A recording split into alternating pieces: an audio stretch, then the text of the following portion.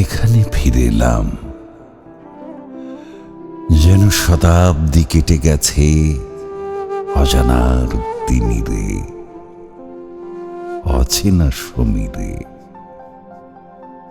নদীগুলো ঢেউয়ের দোলায় পার ছুঁয়ে ছুঁয়ে চিকমিক বালুকায় আছড়ে পড়ছে যথাতথা।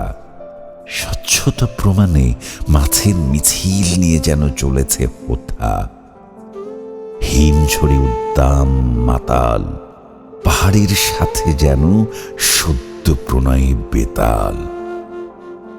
গুপ্তধন পেয়ে সাগর ফুসছে, এলো পাথাড়ি মন্থনে পাতাল, মহানন্দে উন্মত্ত মাতাল।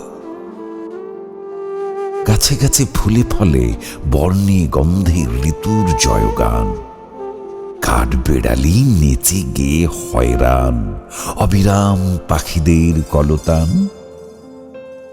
ফসলে ফসলে কিষান কিষানির শেখে আনন্দ, গোলা উপচে পড়া ধান, রবি শস্য, নবান্ন।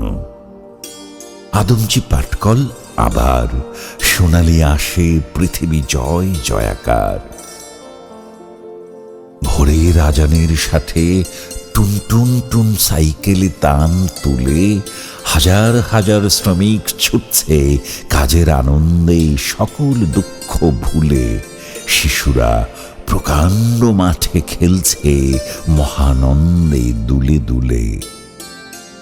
পড়ছে বিশাল উন্মুক্ত প্রান্তর ঘেরা শিক্ষায়তনে।